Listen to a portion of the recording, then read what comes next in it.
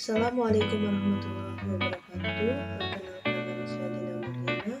NIM saya C0021009 dari kelas D Prodi Manajemen Pemasaran. Baiklah, di sini saya akan memaparkan materi tentang pemasaran jasa. Definisi jasa: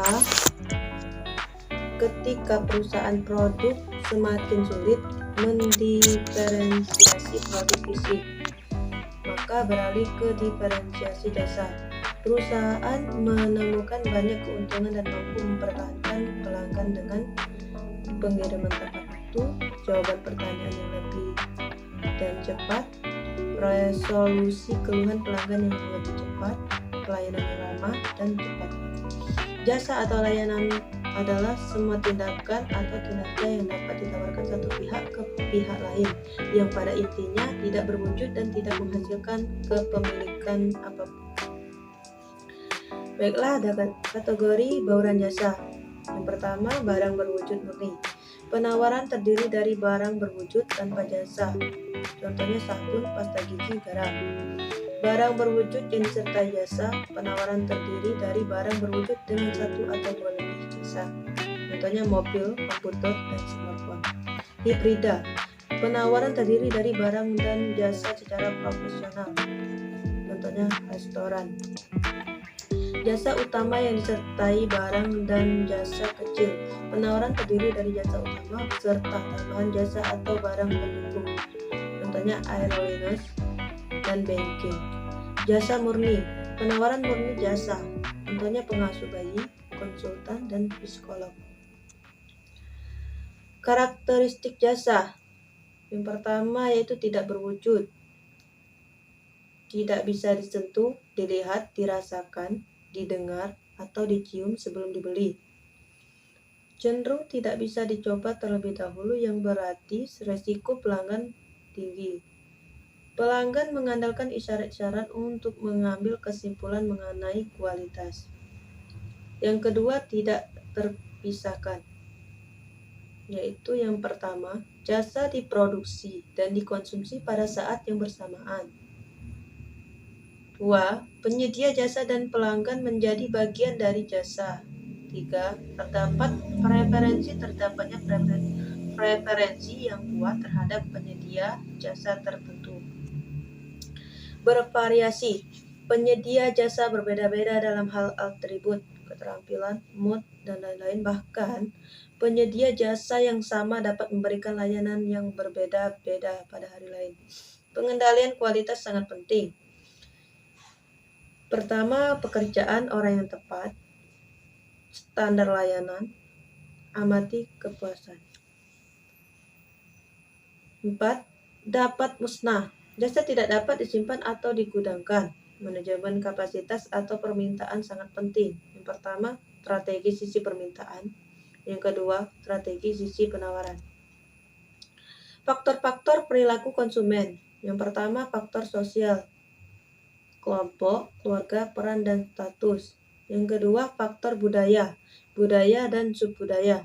Faktor pribadi, umur, dan tahapan hidup, pekerjaan, situasi kelompok, gaya hidup, dan kepribadian konsep diri. Yang keempat, faktor psikologis, motivasi, persepsi, pengetahuan, dan keyakinan sikap. Segmentasi pasar. Segmentasi pasar adalah salah satu aspek penting dalam bisnis yang dapat memberi begitu banyak manfaat terhadap perusahaan. Pada dasarnya, segmentasi pasar adalah suatu strategi untuk mengenali target konsumen lebih dalam sehingga bisnis pun bisa dijalankan dengan langkah tepat ya. Jenis-jenis segmentasi pasar. Segmentasi perilaku. Segmentasi perilaku mengacu pada pengelompokan konsumen berdasarkan tingkah lakunya terhadap produk bisnis yang ditawarkan. Mulai dari sikap, pengetahuan, reaksi atau respon, loyalitas, serta penggunaan produk terkait dari seorang pelanggan. Biasanya, jenis segmentasi ini lebih terkait dengan proses pengambilan keputusan atau decision making konsumen. Segmentasi demografis. Jenis lainnya dari segmentasi pasar adalah segmentasi demografis, di mana pengelompokan konsumen berfokus terhadap aspek-aspek seperti usia, jenis kelamin, pekerjaan, pendidikan, status menikah, dan lain sebagainya. Segmentasi psikografis. Segmentasi psikografis yang lebih cenderung berhubungan dengan aspek psikologis pelanggan. Umumnya, pelaksanaan segmentasi ini cukup rumit lantaran kita harus wajib memahami selera target konsumen secara mendalam. Segmentasi geografis.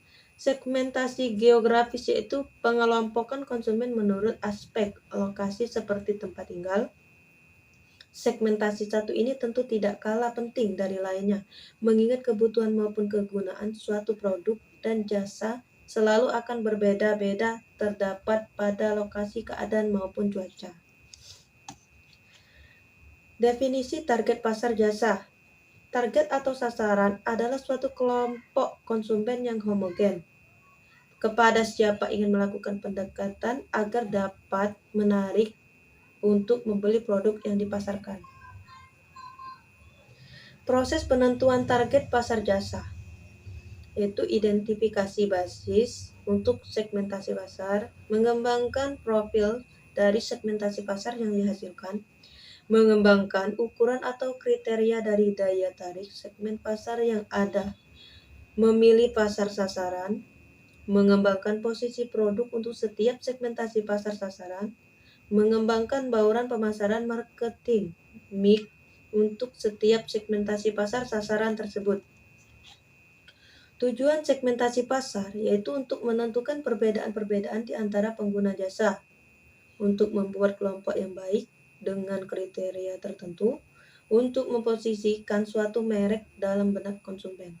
Karakteristik segmentasi pasar jasa dapat diukur, dapat dijangkau atau dicapai, cukup besar, dan dapat dilaksanakan. Definisi positioning jasa. Positioning adalah upaya identifikasi, pengembangan, dan komunikasi keunggulan yang bersifat khas serta unik. Dengan demikian, produk jasa perusahaan persepsikan lebih supervisor dan khusus dibandingkan dengan produk dan jasa pesaing dalam persepsi konsumen. Market positioning, market demand, competition, case trend.